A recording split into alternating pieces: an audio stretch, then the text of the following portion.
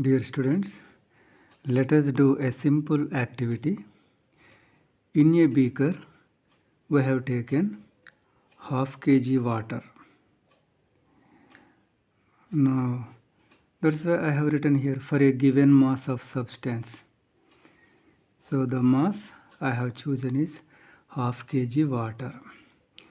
Now, its initial temperature, suppose its initial temperature is, say, room temperature 20 degrees centigrade. Now I am heating, that is, I am supplying heat energy.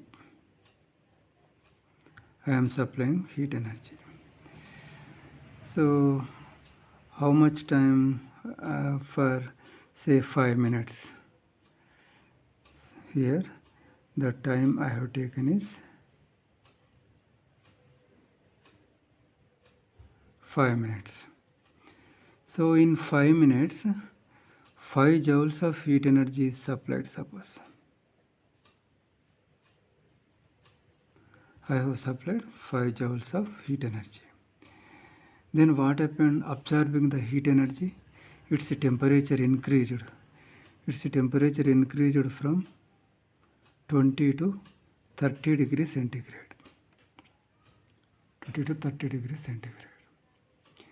Now let us do another activity. Here another beaker, but see, for a given mass of substance, here also you have taken half kg water. Half kg water, initial temperature 20 degrees centigrade. Now this time, see, same type of heater. This time you heated this for 10 minutes. If this stove can supply 5 joules of heat energy in 5 minutes, then it can supply how much heat energy in 10 minutes? 10 joules. Here I have supplied 10 joules of heat energy. Then here the temperature increased from 40 degrees centigrade. Here the change in temperature, let me write 30 minus 20, 10 degrees centigrade. Here change in temperature 40 minus 20, 20 degrees centigrade. See, same mass. Here, to increase its temperature by 10 degrees centigrade, 5 joules of heat energy is required. So the same amount of substance, to increase its temperature by 20 degrees, double this. So to increase the temperature by 20 degrees, how much energy, heat energy you expect? With our common sense also, we expect double the heat energy here required. Here 5 joules of energy is required to increase its temperature by 10 degrees. And to increase its temperature by 20 degrees, definitely you need 10 joules of heat energy. Okay, 10 joules of heat energy. In this way, for a given mass of substance, if you want to increase the temperature difference, you need more energy. You need more heat energy. More the heat energy supplied, more will be the rise in the temperature. So heat energy supplied is directly proportional to rise in temperature. More the heat energy supplied, more will be the rise in its temperature. So now you can write, since delta Q is directly proportional to delta T, the ratio is a constant, and that constant is called heat capacity.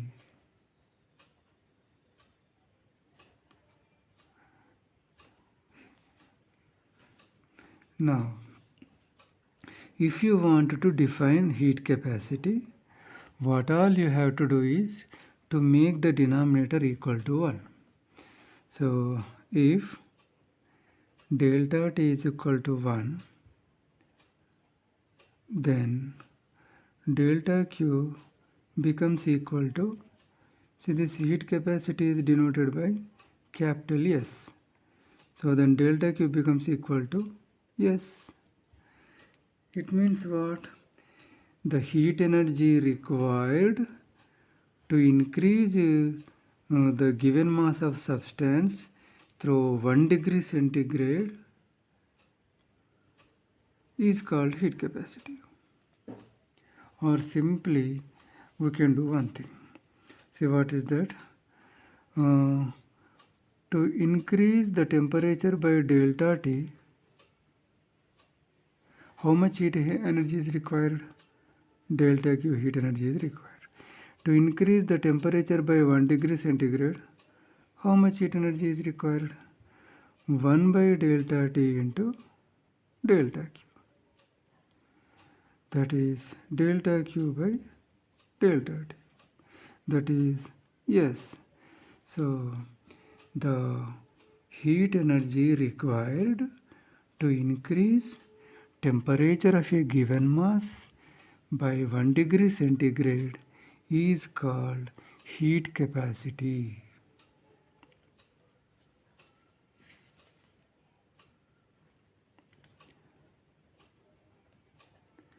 The amount of heat energy required to increase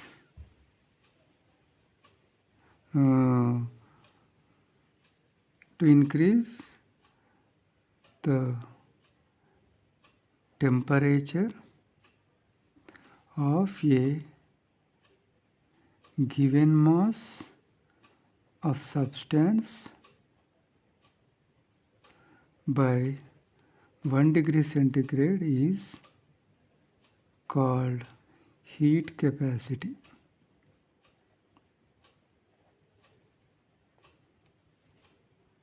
Heat capacity. And the equation is delta Q by delta T. Now what can be its SI unit?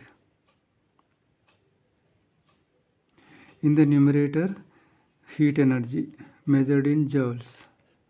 In the denominator, temperature.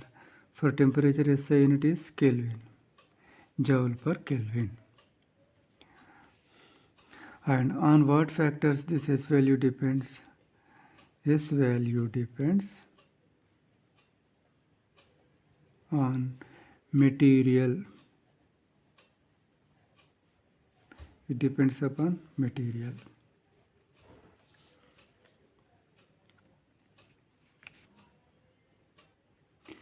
Just now we proved that for a given mass of substance, delta Q is directly proportional to delta T. Through an activity, we have shown that delta Q is directly proportional to delta T. To cause more temperature rise, more heat energy is required.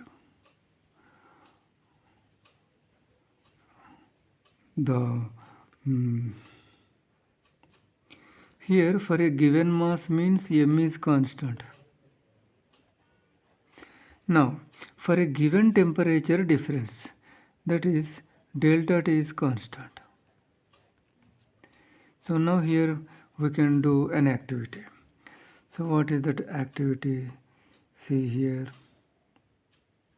in this beaker you take 1 kg water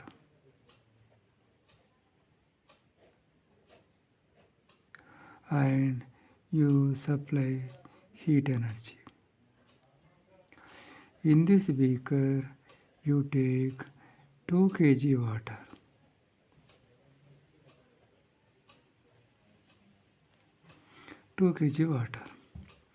Now you supply heat energy. So here the temperature difference same means, suppose here initial temperature 20 degrees centigrade, final temperature some 30 degrees centigrade. It means you are raising its temperature by how much? Delta T is equal to 30 minus 20, 10 degrees centigrade. Here also same. Here also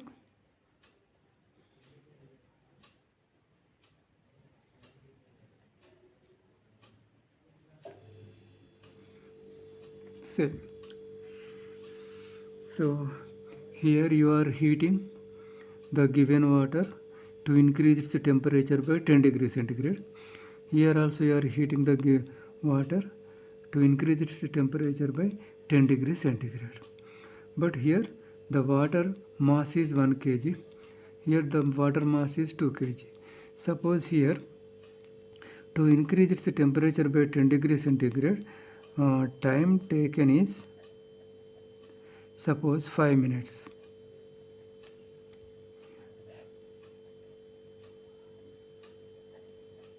Here how much time will be taken?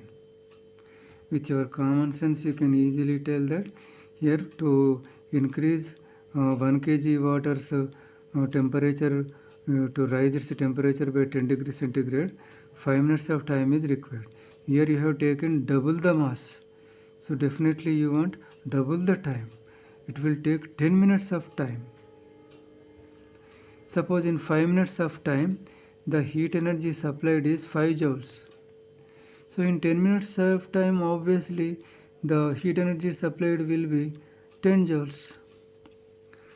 Now see here, to cause the same temperature rise, when mass increased, heat requirement is increased. That is, delta Q is directly proportional to mass of the substance. More to cause the same temperature rise, more the mass, more heat is required. Therefore, from this you can write delta Q by, okay, this is second relation. So combining these two relations, from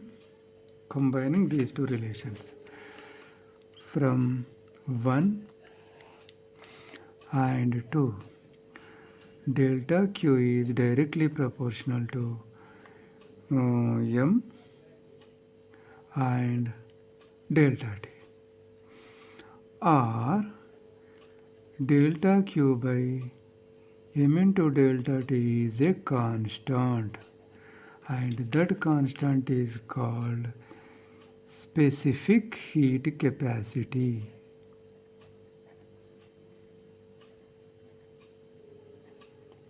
And that is represented by small s.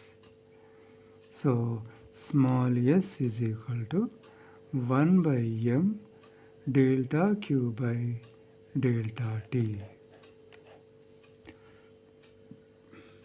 But you know, delta Q by delta T, just now we defined as heat capacity, and that was shown by capital S.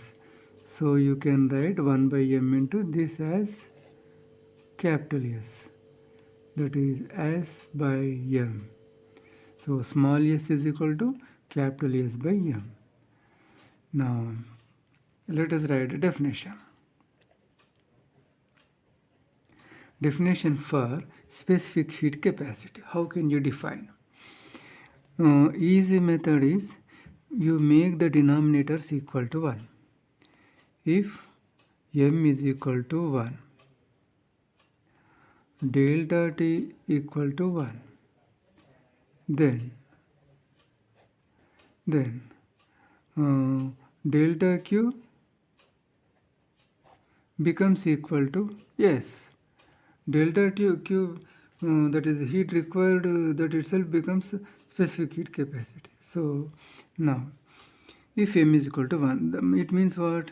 You are choosing unit mass, and by supplying heat energy, you are increasing its temperature by 1 degree centigrade. So, to increase the temperature of 1 kg mass through 1 degree centigrade, the amount of heat energy required is known as its specific heat capacity. So, the amount of heat required to raise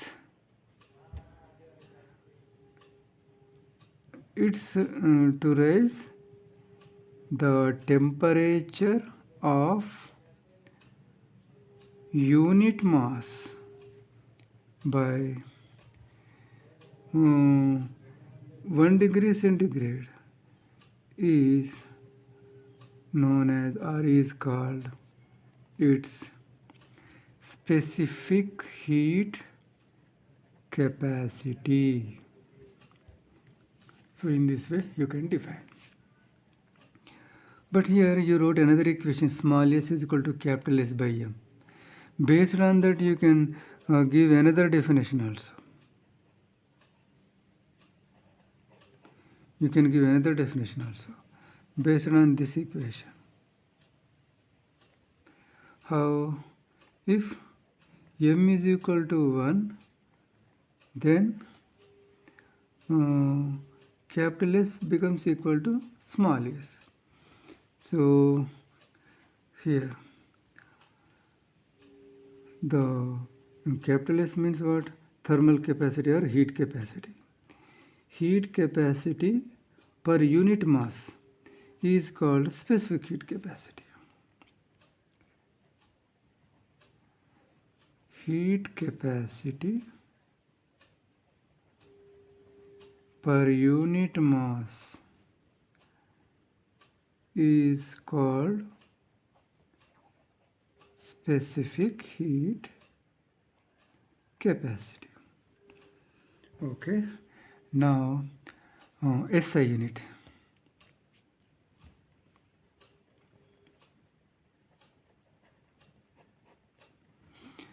SI unit means, see here, 1 by m delta Q by delta T.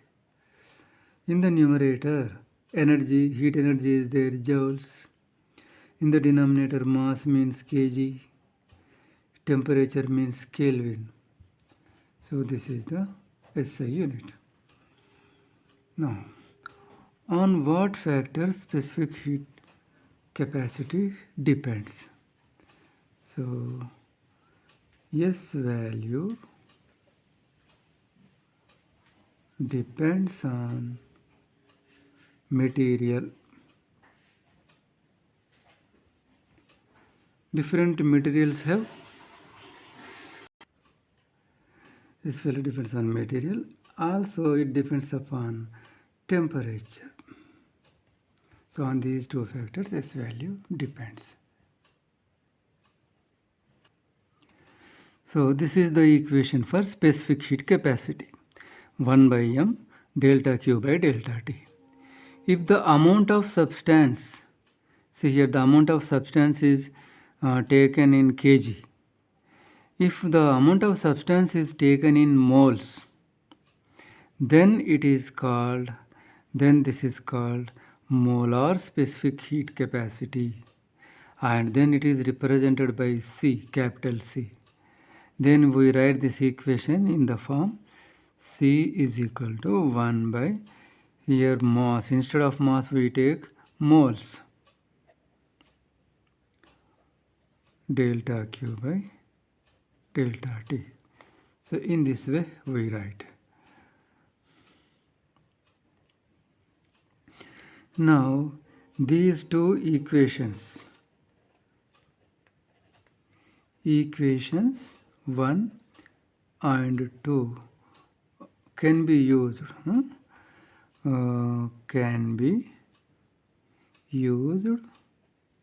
for solids as well as liquids. These two equations can be used. Now what about gases? So for gases,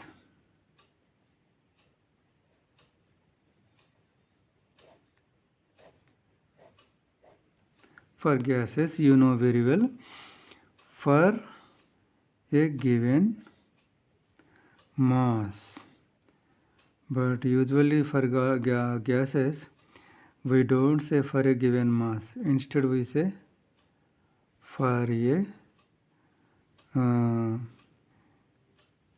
a given moles of gas. For a given moles of gas, we consider moles only. For given moles of gas, gases have three variables: P, V, T: pressure, volume, temperature. Now here what are you doing? You are supplying some heat energy. So if you supply heat energy, then what happens? Absorbing the heat energy, the gas may expand, its pressure may increase, its temperature may increase. So now instead of considering the variation and the simultaneous variation of all the three variables, we have one of the three variables put to constant. So now let us put this P as constant.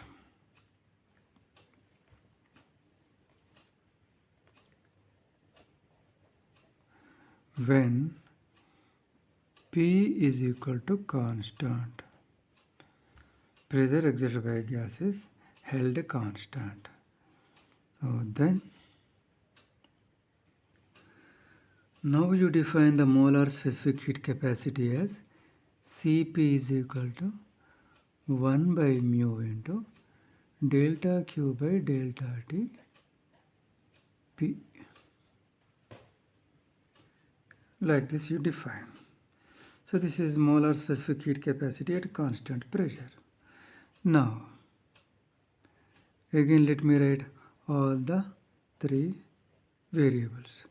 Now instead of pressure, let me keep volume constant. Let me keep volume constant. So when V is held constant,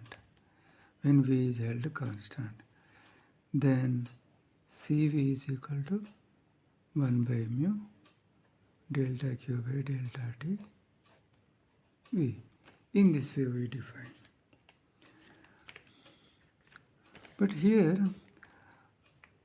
if you want visualization, how by keeping pressure constant can we supply heat energy, or by keeping volume constant how we supply heat energy, suppose you want visualization, we can have. For example, when P is equal to constant,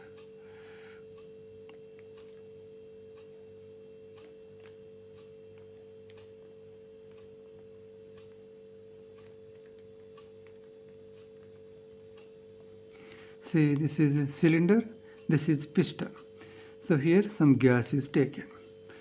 So you are supplying some heat energy by heating. You are supplying heat energy to this. So then what happens? Its temperature increases.